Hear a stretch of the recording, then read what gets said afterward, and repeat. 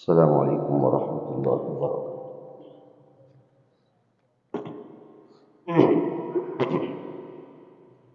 الحمد للہ وکفی وسلام علی عبادہ الذین اصطفی، اما بعد۔ الشیطان الرجیم، بسم اللہ الرحمن الرحیم۔ انا انزلناہ فی لیلۃ مبارکۃ انا کنا منذرین، صدق اللہ العظیم۔ وقال النبی صلی اللہ علیہ وسلم: من قام لیلۃ القدر ایمانا واحتسابا غفر له ما تقدم من ذنبه، رواہ الشیخان، او کما قال علیہ السلام۔ اللہم صلی علی سیدنا محمد وعلی آل سیدنا محمد وبارک وسلم۔ اللہ تعالیٰ کا اس امت پر خصوصی کرم اور احسان رہا ہے۔ پچھلی امتوں کے مقابلے میں اللہ تعالیٰ نے اس امت کو خیر امت کا لقب دیا ہے، اور پچھلی امت اور شریعت کے مقابلے میں اللہ تعالیٰ نے اس امت کو آسان شریعت اور آسان دین سے نوازا ہے۔ پچھلی امت کا حال یہ تھا کہ بعض امتوں میں ایسے سخت احکامات تھے کہ اگر کپڑے پر ناپاکی لگ جائے تو اس ناپاکی کو دھویا نہیں جا سکتا، بلکہ اس کپڑے کے ٹکڑے کو کاٹنا ضروری تھا۔ اسی طریقے سے حضرت موسیٰ علیہ السلام کے زمانے میں گوسالہ پرستی جو بعضوں نے اختیار کی، گائے کی پوجا، بعد میں ان لوگوں نے موسیٰ علیہ السلام سے سفارش کی کہ اللہ سے دعا کیجئے کہ اللہ ہماری توبہ کو قبول کرے۔ تو قرآن کریم میں اللہ تعالیٰ نے آیات نازل فرمائی ہے کہ اللہ نے کہا کہ تمہاری توبہ کا یہ طریقہ ہے کہ اب تم اپنے آپ کو قتل کرو۔ فَاقْتُلُوا أَنفُسَكُمْ ذَلِكُمْ خَيْرٌ لَكُمْ عِنْدَ بَارِئِكُمْ فَتَابَ عَلَيْكُمْ، کہ اپنے آپ کو قتل کرو۔ تمہارا اپنے آپ کو قتل کرنا یہ تمہاری توبہ کے قائم مقام۔ چنانچہ ہر ایک نے اپنے آپ کو قتل کیا، حتیٰ کہ تعداد 30,000 تک پہنچ چکی تھی۔ تو موسیٰ علیہ السلام نے اللہ سے دعا کی اور اللہ سے مطالبہ کیا کہ یا اللہ اب معاف کر دے، اور یہ کہ ورنہ میری پوری امت ہلاک ہو جائے گی، ختم ہو جائے گی۔ تو اللہ تعالیٰ نے پھر کہا کہ اے موسیٰ، ہم نے ان 30,000 کی برکت سے اور دیگر تماموں کو معاف کر دیا۔ تو معافی کا یہ انداز تھا کہ اپنے آپ کو قتل کرنا۔ پچھلی امت میں اگر کوئی ایک نیکی کرے تو اس ایک نیکی کا بدلہ ایک گناہ کرے تو اس ایک گناہ کی سزا ایک لکھی جاتی تھی۔ لیکن اللہ تعالیٰ کا اس امت پر بڑا احسان رہا ہے، خصوصی اللہ کی نوازش رہی ہے کہ اس امت کو اللہ نے جو شریعت عطا فرمائی، بڑی آسان شریعت اللہ نے عطا فرمائی، اور جہاں اجر و ثواب کے دینے کی بات آئی تو کہیں تو اللہ نے اصول یہ ذکر فرمایا کہ من جاء بالحسنۃ فلہ عشر امثالها، کہ اس امت کی شان یہ ہے کہ اگر کوئی ایک نیکی کرے گا تو اسے 10 کے برابر کر کے ملے۔ نبی علیہ السلام نے اللہ سے مطالبہ کیا کہ یا اللہ میری امت کی عمریں تو بہت تھوڑی ہے، تو یہ ایک کے مقابلے میں 10 یہ بھی مجھے تھوڑا محسوس ہوتا ہے۔ تو نبی کی تسلی قلب کی خاطر پھر اللہ نے فرمایا وَصَلُ الَّذِينَ يُنْفِقُونَ أَمْوَالَهُمْ فِي سَبِيلِ اللَّهِ إِلَىٰ آخِرِ الْآيَةِ، کہ اللہ کے راستے میں نیکی کرنا، صدقہ کرنا یا اور کوئی نیکی کرنا، یہ آپ کے اجر کو بڑھائے گا 1 سے لے کر 700 تک، یعنی اب ایک نیکی کا بدلہ 700 تک ملے۔ پھر اور مزید یہ کہ اللہ تعالیٰ نے اسے کاؤنٹنگ میں بھی نہیں رکھا، پھر قرآن کریم میں اللہ نے یہ بھی ذکر فرمایا انما یوفی الصابرون اجرهم بغیر حساب، کہ جب اللہ دینے پر آئے نیکی کا بدلہ، صبر کا بدلہ، تو بغیر حساب کے اللہ عطا فرمائے، جس کی کوئی کاؤنٹنگ اور جس کا کوئی شمار نہیں ہوگا۔ اس امت کی مثال اور پچھلی امت کی مثال نبی کریم صلی اللہ علیہ وسلم نے اس طور پر دی ہے۔ حدیث میں آتا ہے کہ ایک شخص بازار میں گیا، اس نے اعلان کیا کہ کون ہے جو صبح سے لے کر ظہر تک، فجر سے لے کر ظہر تک میرے گھر میں کام کرے گا، جو کام کرے گا اسے ایک قرات ملے گا، ہمارے سمجھنے کے اعتبار سے اسے 1000 روپے ملے گا مثال کے طور پر۔ کون ہے جو فجر سے ظہر تک کام کرے گا، مزدوری کرے گا؟ ایک شخص کھڑا ہوا اور کہا کہ میں مزدوری کرنا چاہتا ہوں۔ اس شخص نے مزدوری کی، فجر سے ظہر تک اسے 1000 روپے مل گئے، وہ چلا گیا۔ پھر وہ شخص دوبارہ بازار میں گیا اور اعلان کیا کہ کون ہے جو ظہر سے عصر تک میرے گھر پہ مزدوری کرے گا، اسے 1000 روپے ملے گا۔ دوسرا شخص کھڑا ہوا، اس نے چیلنج کو اور اس آفر کو قبول کیا، اس نے کام کیا اور اس کو 1000 روپے مل گئے۔ پھر تیسری مرتبہ وہ شخص بازار میں گیا اور کہا کہ کون ہے جو عصر سے مغرب تک، جو عصر سے مغرب تک میرے گھر کام کرے تو اس کو 5000 کا اجر ملے گا۔ کتنے ہزار کا اجر ملے گا؟ 5000۔ معذرت کہنے میں غلطی ہوئی، حدیث میں عصر سے مغرب نہیں بلکہ مغرب سے عشاء کا تذکرہ ہے، چونکہ عصر اور مغرب کے درمیان پھر بھی وقت ہوتا ہے، مغرب اور عشاء کے درمیان زیادہ وقت نہیں ہوتا۔ کہا کہ کون ہے جو میرے گھر مغرب سے عشاء تک کام کرے تو اسے 5000 روپے ملے۔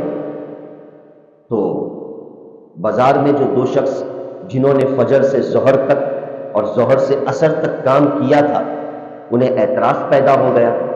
کہا کہ ہم نے اتنا لمبا وقت لگایا، ہم نے اتنا لمبا وقت لگایا اور ہمیں 1000 روپے، اور یہ مغرب اور عشاء کے درمیان یہ شخص کام کرنے جا رہا ہے تو اسے 5000 روپے۔ تو اس شخص نے کہا کہ میرا اور تمہارا جو طے ہوا تھا معاملہ، کیا اس میں سے میں نے کچھ کمی کی؟ کہا کہ نہیں، جو 1000 طے ہوئے تو 1000 سے تم کو مل کر، تو میرے اختیار میں ہے، میری مرضی ہے، میں جسے 1000 دوں، میں جسے 5000 دوں، یہ میرے اختیار میں۔ پھر نبی کریم صلی اللہ علیہ وسلم نے فرمایا کہ ظہر سے فجر سے ظہر تک جو کام کرنے والا بندہ ہے وہ گویا کہ یہود کی امت ہے، اور ظہر سے عصر تک کام کرنے والا بندہ ہے وہ گویا کہ نصارہ کی امت ہے، اور مغرب سے عشاء تک کام کرنے والا جو بندہ ہے وہ میری امت ہے۔ سبحان اللہ، کہ اس امت کی مقدار عمر بہت محدود ہے، بہت تھوڑی ہے، مگر اللہ کی نوازشات اور اللہ کا اجر بے پناہ ہے، جس کا ہم اندازہ نہیں لگا سکتے۔ اور یہی وجہ ہے کہ اللہ تعالیٰ ایسے مواقع ہمیں نصیب فرماتے ہیں۔ رمضان کا مہینہ اور اس رمضان کو 3 حصوں میں منقسم کرنا، عشر اول، عشر ثانی، عشر ثالث، کہ عتق من النار، یہ تیسرا جو عشرہ گزشتہ ہفتے کہا گیا کہ تمام رمضان کا نچوڑ اور خلاصہ ہے، اور اس عشرے کو اللہ تعالیٰ نے فضیلت بخشی ہے، اور کیوں نہ ہو کہ اس عشرے میں اللہ تعالیٰ نے ایک رات کو چھپائے رکھا ہے، ایک رات کو اللہ تعالیٰ نے اس عشرے میں مستور رکھا ہے، اور وہ رات شب قدر ہے، اور اس کی فضیلت کے لیے اللہ تعالیٰ نے مستقل قرآن کریم کی ایک سورت اللہ پاک نے نازل فرمائی۔ اس رات کو قدر کیوں کہتے ہیں؟ ہماری اردو زبان کے اعتبار سے سمجھنا تو بہت آسان ہوتا ہے، اور بہت سے اردو زبان کے اعتبار سے قرآن کریم کی معانی اور مفہوم بآسانی ہم سمجھ بھی لیتے ہیں اللہ کے فضل و کرم سے۔ تو شب قدر کو شب قدر کیوں کہا جاتا ہے؟ علماء کرام نے اس کے 3 تفاصیل ذکر کیے ہیں۔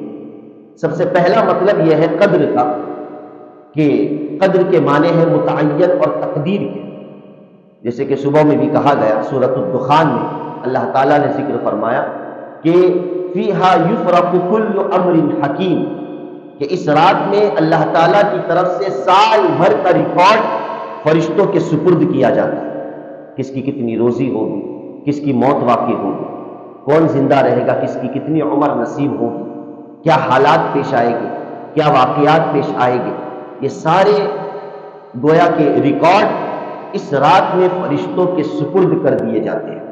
تو اس حیثیت سے اس رات کو شب قدر کہا جاتا ہے۔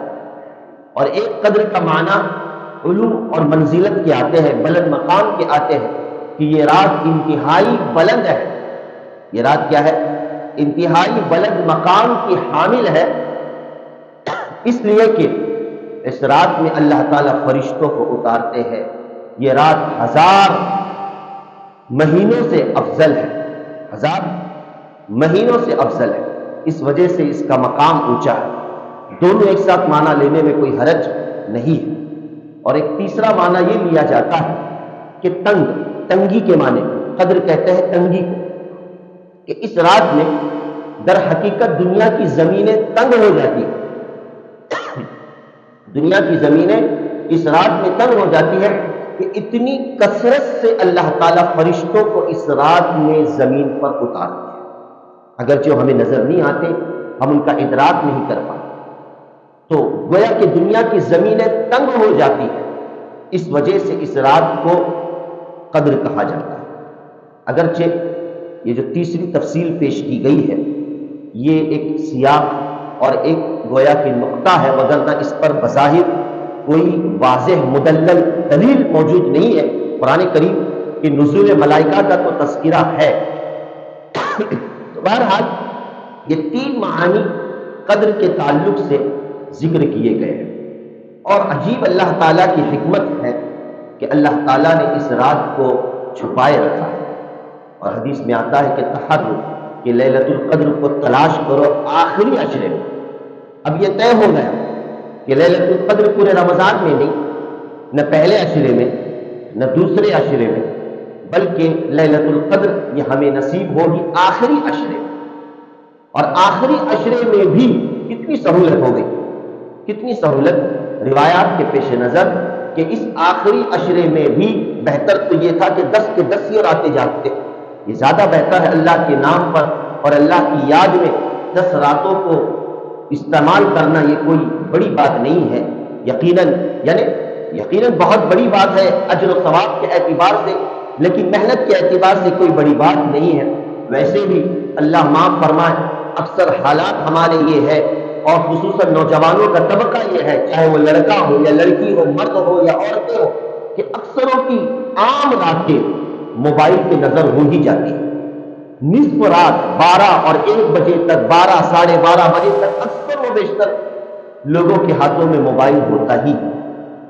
اب یہ کہ عام راتوں میں اتنا نصف رات کو جاگنا، تو کیوں نہ اللہ کے نام پر شب قدر کی تلاش کے لیے ہم اپنی راتوں کو قربان کریں، 10 راتوں کو کیا کرے بھائی، قربان کریں۔ اور اللہ کی قسم، جس کے نصیبے میں یہ رات مل گئی اس کا بیڑا پار ہے، جس کے نصیبے میں یہ رات مل گئی اس کا بیڑا پار ہے، کہ کس خصوصیت اور اہتمام کے ساتھ اللہ تعالیٰ نے اس کی فضیلتوں کا تذکرہ فرمایا، اس کی فضیلتوں کا تذکرہ فرمایا۔ اور پھر 10 راتیں اگر نہ جاگ سکو تو کم از کم اس کی طاق راتوں میں اسے تلاش کرو، اس کی طاق راتوں میں تلاش کرو۔ 21 ہے، 23 ہے، 25 ہے، 27 ہے، 29 ہے، ان طاق راتوں میں لیلۃ القدر کو تلاش کرنے کی کوشش کرو، کم سے کم ان راتوں کو جاگنے کا ہمیں ثواب نصیب ہو جائے۔ یہ اللہ کی حکمت ہے، یہ اللہ کی حکمت ہے، اللہ کی مصلحت ہے، اور میں یہ کہتا ہوں کہ اللہ کا ہم پر احسان ہے کہ اللہ تعالیٰ نے اس رات کو ہم سے چھپائے رکھا۔ اللہ چاہتے تو بتلا دیتے کہ فلانی رات شب قدر ہے، جیسے شب برات رات متعین ایک فضیلت کی رات ہے، عید کا دن متعین ہے، عید کے دن کو تلاش کرنا نہیں پڑتا ہے، جو برکت والے ایام ہوتے ہیں، دن ہوتے ہیں، چاہے وہ عید الفطر ہو یا عید الاضحیٰ ہو، یہ متعین ہے۔ لیکن کیا بات ہے کہ اللہ تعالیٰ نے لیلۃ القدر کو چھپائے رکھا۔ میں کہتا ہوں کہ یہ اللہ کا ہم پر احسان ہے، اس لیے کہ یہ رات بڑی برکت والی ہے، یہ رات بڑی عظمت والی ہے۔ کہیں ایسا نہ ہو کہ جان بوجھ کر اور عمدن جانتے ہوئے کہ یہ رات شب قدر ہے اور اس رات میں ہم سے اللہ کی نافرمانی ہو جائے، اللہ کے ساتھ گستاخی ہو جائے۔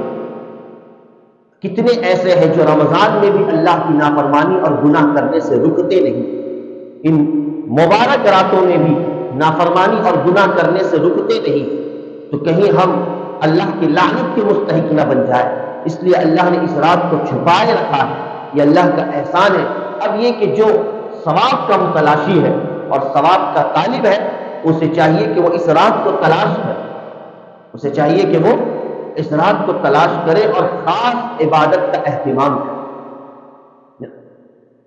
لیلۃ القدر خیر من الف شہر، 1000 مہینوں سے اللہ تعالیٰ نے اسے افضل قرار دیا۔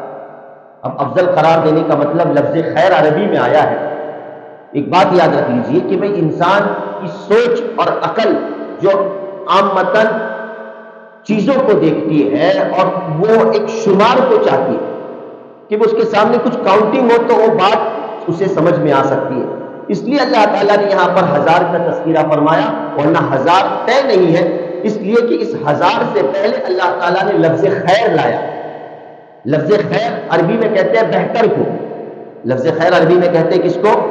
بہتر اور افضل کو، اور افضل وہ اعلیٰ افضل نہیں اور بہتر وہ اعلیٰ بہتر نہیں جو 19 اور 20 کا ہو۔ ہم کہتے ہیں کہ 19-20 کا خالی فرق ہے، سمجھ گئے؟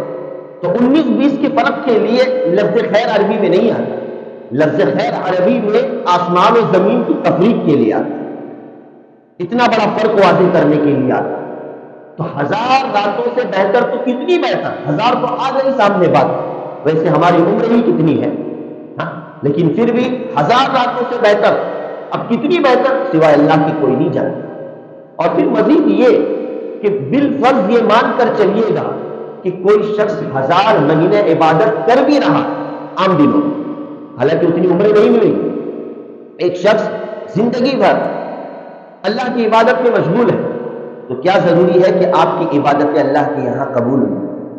کیا ضروری ہے کہ آپ کے سجدے اللہ کے یہاں قبول ہو بھی سکتے، قبول نہیں بھی ہو سکتے، لیکن یہاں پر تو قبولیت کا پروانہ دیا جا رہا ہے کہ یہ ایسی رات ہے کہ اس ایک رات میں عبادت کرنا یہ در حقیقت 1000 مہینوں سے افضل، یعنی 1000 مہینوں سے زائد مقبول عبادت کا اللہ ثواب عطا فرمائے۔ سوچنے کی بات، مقبول عبادتوں کا اللہ پاک کیا کریں گے؟ ثواب عطا فرمائے۔ اس لیے خدارا اس موقع کو ہمیں ضائع نہیں کرنا چاہیے، اس موقع کو ضائع نہیں کرنا چاہیے، اور 27 پر اتکال بھی نہیں کرنا چاہیے، فقط اسی پر اعتماد کرتے ہوئے کہ 27 ہی ہوگی، اللہ 27 بھی نصیب فرما دے۔ لیکن بہرحال یہ جانتے ہوئے کہ نبی صلی اللہ علیہ وسلم نے مختلف راتوں کا تذکرہ فرمایا، بعض صحابہ کرام نے اپنے خوابوں کا نبی کریم صلی اللہ علیہ وسلم کے سامنے تذکرہ فرمایا، کہا اللہ کے رسول صلی اللہ علیہ وسلم میں نے خواب میں دیکھا کہ 25ویں شب قدر ہے۔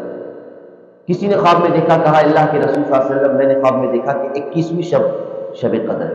کسی نے 27 کا تذکرہ کیا، تو نبی کریم صلی اللہ علیہ وسلم منبر پر چڑھ گئے اور آپ نے خطبہ دیا، حدیث میں آتا ہے، اور فرمایا کہ ان خواب کی وجہ سے ہی فقط ایسا نہیں، چونکہ اللہ کے رسول صلی اللہ علیہ وسلم صاحب شریعت ہے، آپ کی ہر بات من جانب اللہ کی طرف سے ہوا کرتی ہے، چنانچہ اللہ کے رسول صلی اللہ علیہ وسلم نے فرمایا کہ اب تم شب قدر کو طاق راتوں میں تلاش کرو، شب قدر کو طاق راتوں میں تلاش کرو، یعنی 21 بھی ہو سکتی ہے اور مختلف اور بھی راتیں ہو سکتی ہیں۔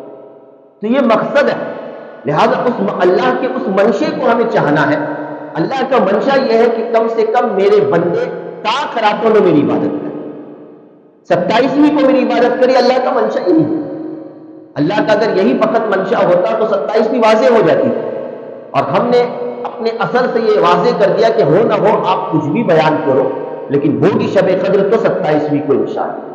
ایسا اللہ کا منشا ہی یہی ہے کہ بھئی طاق راتوں میں میرے بندے میرے نام پر جاگے، تو ہم جاگ لیں، ہر رات کو شب قدر سمجھے۔ کیا بعید ہے کہ نہ جانے اس نیت سے انشاءاللہ نیت المومن خیر من عمل، مومن کی نیت اس کے عمل سے بہتر ہوتی ہے۔ اگر ہم نے ان طاق راتوں میں سے ہر رات کو شب قدر کی نیت کی تو نہ جانے 5 شب قدر ہمیں نصیب ہو جائے گی انشاءاللہ۔ اب ہے کہ نہیں، چلے تو تھے ایک شب قدر کو پانے کے لیے، لیکن یہ نیت سے کہ آج کی رات شب قدر ہے، تو اللہ نے نیت کے مطابق فیصلہ کر دیں گے انشاءاللہ۔ تو نہ جانے 5 راتوں کی شب قدر ہمیں اس کی فضیلت انشاءاللہ ہمیں نصیب ہو سکتی ہے۔ بہرحال اگر جاگ نہیں رہے ہیں یعنی عبادت نہیں کرنی ہے تو خدا را اپنے اوقات کو اس رات میں ضائع بھی نہ کرے، اپنے اوقات کو اس رات میں ضائع بھی نہ کرے، میسر ہو تو عبادت کرے وگرنہ سو جائے، لیکن یہ کہ فضول باتوں میں فضول اوقات میں ضائع کرنا یہ مناسب نہیں ہے، یہ اس کی بے حرمتی ہے۔ آپ مسجد میں آ رہے ہیں عبادت کر رہے، خاموش رہ رہے، یہ آپ کا اجر و ثواب کا باعث ہے۔ لیکن مسجد میں آ کر اگر آپ نے غلط فضول باتوں میں اپنے اوقات کو ضائع کیا تو یہ مسجد کی ناقدری، ایک مثال دے رہا ہوں۔ تو اسی طریقے سے راتوں کا معاملہ، کہ یہ فضیلت والی رات ہے تو اس مطابق اس رات کو ہمیں گزارنا چاہیے، اور یہ کہ اس کا کوئی معمول متعین نہیں ہے۔ اس سے بارہ بات آتے رہتی ہے کہ اس کا کوئی معمول متعین نہیں کہ اس رات میں اتنی اتنی رکعتیں پڑھنی چاہیے، ایسی ایسی نمازیں پڑھنی چاہیے۔ آزاد ہے ہم، جیسے جس طرح میسر ہو ہم نمازیں پڑھیں، دعائیں کریں، اللہ سے مانگیں اور معافی مانگے اللہ سے کہ اللہ رمضان گزر گیا ہے، آخری ایام ہے، ہمیں معاف فرما اور اس رمضان کی برکت اور اس کی مغفرت کا ہمیں مستحق بنا۔ یا اللہ سے مانگے، قرآن کریم کے تلاوت کرے، اس رات میں ذکر و اذکار و تسبیحات کرے۔ یہ سارے معمولات ہیں جو آزادانہ طور پر ہم کر سکتے ہیں، کوئی متعین معمولات اس رات میں نہیں ہے۔ بعض لوگ اتنا لمبا چارٹ دیکھ لیتے ہیں کہ لکھ کر بھیجتے ہیں کہ سر چکرا جاتا ہے، سامنے والا کہتا ہے کہ سر اس سے اچھا ہے کہ چپ چاپ سو جاؤ، پہلی رکعت میں سورہ فاتحہ، اس کے بعد 10 مرتبہ یہ، پھر 20 مرتبہ وہ، پھر 20 مرتبہ یہ، جیسے گویا کہ وہی انہیں پر نازل ہو رہی ہے کہ بھئی یہ پڑھنے کو کہا جا رہا ہے۔ عجیب بات ہے، جو شریعت میں ہے سو ہے، جو نہیں ہے ہم کیوں اس میں دخل اندازی کریں؟ ہاں البتہ ایک ثبوت ملتا ہے، بخاری شریف کی روایت، حضرت عائشہ رضی اللہ تعالیٰ عنہ فرماتی ہے کہ اللہ کے رسول صلی اللہ علیہ وسلم اگر میں اس رات کو پالوں تو میں کس دعا کا اہتمام کروں؟ تو اس پر نبی کریم صلی اللہ علیہ وسلم نے حضرت عائشہ رضی اللہ تعالیٰ عنہ کو دعا سکھلائی، جو مشہور دعا ہے، اللہم انک عفو تحب العفو فاعف عنا یا کریم۔ اے اللہ تو ہی معاف کرنے والا ہے، تو ہی معافی کو قبول کرتا ہے، فاعف عنا، سو ہمیں تو معاف کر یا کریم ذات۔ اگر عربی میں نہیں آتی تو کم سے کم اردو میں اپنے طور پر اس کا مطلب پیش کرے اللہ، اور اس دعا کا خاص اس رات میں ہم اہتمام کرنے والے بنے۔ تو بہرحال ضرور جاگے، گھر کے ماحول میں ایک دینی فضا ہم قائم کرنے کی کوشش کریں، مسجدوں میں جاگنے کا اہتمام کریں، گھروں میں جاگنے کا اہتمام کریں، اور یہ کہ اس فضیلت کو حاصل کر لے۔ ہو سکتا ہے کہ یہ فضیلت ہمارے لیے کل آخرت میں نجات کا انشاءاللہ ذریعہ بن جائے۔ سمجھ میں یہ تو شب قدر سے متعلق منتشر اور مختصر سی باتیں تھیں۔ اس کے علاوہ جیسے کہ ایک مسئلہ یہ سمجھ لیا جائے صدقہ فطر کے اعتبار سے، کہ صدقہ فطر یہ بھی ہمیں عید سے پہلے پہلے ادا کرنا چاہیے، جو ایک واجبی فریضہ ہے جو ہر صاحب استطاعت پر لازم ہوتا ہے۔ صدقہ فطر اس پر واجب ہوتا ہے جس پر زکوٰۃ واجب ہے، ایسی بات نہیں ہے۔ زکوٰۃ کی کیٹیگری الگ ہے اور صدقہ فطر کی کیٹیگری الگ ہے، کہ صدقہ فطر ایسے شخص پر واجب ہوتا ہے جس کے پاس عید کے دن اور رات سے زائد خرچ موجود ہو اور اس کے پاس بیلنس ہے، اور ہم میں سے اکثروں کے پاس تو اللہ کے فضل و کرم سے ہوتا ہی ہے۔ تو اس حساب سے اکثروں پر صدقہ فطر کیا ہوتی ہے؟ لازم ہوتی ہے۔ خود کی طرف سے نکالے، آپ کے ماتحت جو گھر میں افراد ہیں جن کا خرچہ آپ کے ذمہ ہے تو ان کی طرف سے بھی نکالنا ضروری ہے۔ فی فرد ہر شخص کی طرف سے 2.5 کلو اناج صدقہ فطر میں نکالنا چاہیے۔ اناج ہی نکالنا در حقیقت حضرات شوافے کے اعتبار سے افضل ہے، اور اگر جہاں اس طرح نظام نہ ہو اناج کا اور لوگ نہ لیتے ہو تو پھر آخری درجے میں اس کی قیمت کے ذریعے سے بھی صدقہ فطر کو ادا کیا جا سکتا ہے۔ لیکن کاٹو کاٹ ہم نہ رہے کہ 2.5 کلو سو بھاؤ 2.5 کلو۔ اب بعض لوگ فون پر یہ بھی پوچھتے ہیں کہ بھائی کتنے کلو کا ہم یہ نکالیں؟ بھائی یہ سب پوچھنے کی کیا ضرورت ہے؟ اب نکال اللہ کے نام پر کچھ زائد پیسے کو خرچ کر دو کہ بھائی نہیں 40 روپے والا اور 50 روپے والا چل رہا ہے تو اب کیا کروں میں؟ یہ بھی کوئی پوچھنے کی بات ہے؟ ارے بھائی نکال نہ، تیرے اوپر جتنا اللہ نے مجھ کو وسعت دی ہے، کوشش تو یہ کر سکتے۔ فطر کا مقصد یہ ہے کہ عید کی خوشیوں میں اس غریب کو اور اس پڑوس کو شریک کرنا ہے جو خوشیاں اسباب کے درجے میں اس کو حاصل نہیں ہو سکتی۔ چنانچہ آپ یہ تہیہ کر لیں، آپ یہ تہیہ کر لیں یا عزم کر لیں، جیسے بارہا میں کہتا ہوں کہ وہ فلانے کا گھر، وہ غریب گھر جس کے گھر میں کوئی بیوہ ہے، کوئی کمانے والا نہیں، یا کوئی معذور شخص ہے جس کا کوئی ذریعہ معاش نہیں ہے اور وہ صدقہ فطر کا مستحق ہے، تو اب میں صرف اناج دے کر اپنے بات کو ختم نہیں کروں گا، بلکہ اس گھر کی پوری میں ذمہ داری لوں گا انشاءاللہ، کہ میں جہاں تک ہو سکے اعلیٰ طریقہ کہ اچھے اچھے کپڑے ان کو پہنانے کی فکر اور کوشش کروں گا۔ عید کے دن جو خورد و نوش کی چیزیں ہیں، کھانے پینے کی چیزیں، وہ ان کو دوں گا تاکہ خوشی خوشی ان کا دن عید کا گزر جائے۔ ہم نے اگر کسی کی عید کی خوشی کا خیال رکھا تو جو اصل عید قیامت کی عید ہے اور اصل عید میدان محشر کی عید ہے، اللہ تعالیٰ وہ عید انشاءاللہ ہمیں نصیب فرما دے گے، اور وہی اصل ہماری عید ہے۔ بہرحال اس کا ہمیں خاص خیال رکھنا ہے۔ ہر شخص کی طرف سے 2.5 کلو اناج صدقہ فطر میں نکالنا یہ ضروری ہے۔ عید تک تاخیر نہ کریں، عید سے پہلے نکال دیں۔ عید کے دن، عید کی نماز کے بعد نکالنے کو فقہائے کرام نے مکروہ قرار دیا ہے، حتیٰ کہ عید کا پورا دن گزر جائے تو پھر نکالنا حرام ہو گیا۔ اب نکالنا حرام کا مطلب کہ نہ نکالے ایسا نہیں، نکالنا تو ہے ہی، لیکن آپ نے تاخیر کرنے کی وجہ سے آپ حرمت تک پہنچ چکے۔ تو اس فریضے سے جلد از جلد تمام لوگ سبکدوش ہو جائے، یہ زیادہ بہتر ہے۔ اللہ تعالیٰ کہنے سننے سے زیادہ عمل کی توفیق نصیب فرمائے، آمین یا رب العالمین۔